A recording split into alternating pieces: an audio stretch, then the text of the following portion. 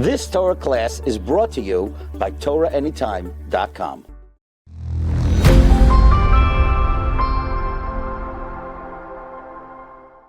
There was a Polish Yid who had such a beautiful life. He had a wife, he had kids, he had parnasa, everything was literally picture perfect. The Germans invaded, and very quickly he realized that his life is about to get turned upside down.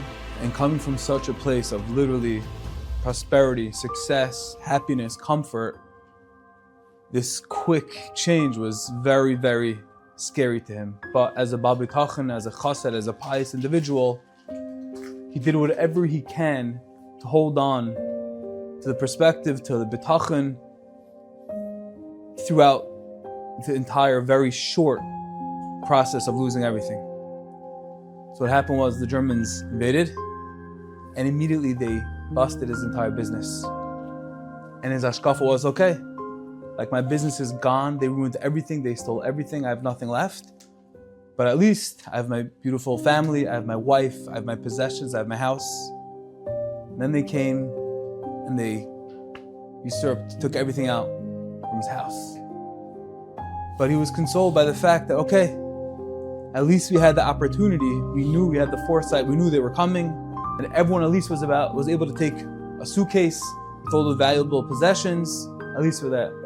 Then the Germans took all of those suitcases, and all he was left with was his mindset, okay, at least we're able to take all the valuables and pack them into one suitcase. And then finally the Germans took that away. And he looked at his family and he said, at least I have a beautiful family. And then, Rachamanu litzlan la'aleinu, the unimaginable, they took his family. And he said, I think I'm done. I tried and tried and tried, and I don't even have my family. As they were lining everyone up to take him to Auschwitz, he looked at himself, bereft of everything, of his business, of his house, of his possessions, of his wife, of his little children. And he took a deep look inside and he said, is there anything left?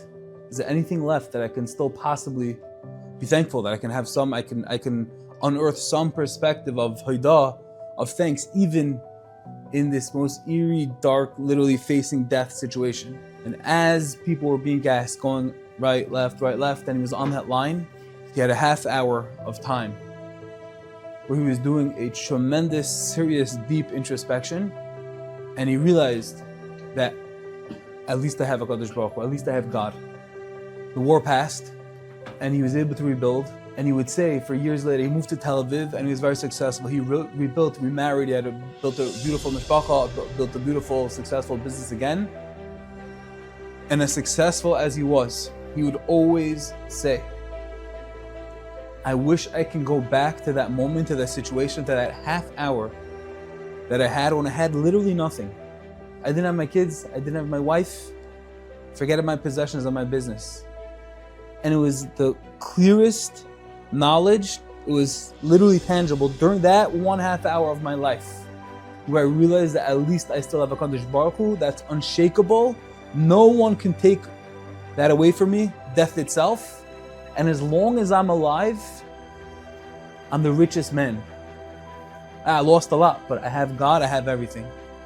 Living with Hashem, knowing that Hashem doesn't expect perfection in every situation, but Hashem expects that when we're in situations to try to make it the most perfect as possible, that's a tremendously important, vital avodah. It's very difficult. When we're able to rise to the test, and we're always tested. We're always seeking, we're always looking, life is filled with ups and downs and disappointment and rejection. But sometimes when we just look at what we do have, we can be thankful for our wife, our kids, our parnasa, whatever that we do have, and certainly say that we still have the Eibishter, realize that there's nothing greater, there's nothing more perfect than that itself. And that mere recognition that we're the most taken care of when we have a Kadosh Baruch Hu.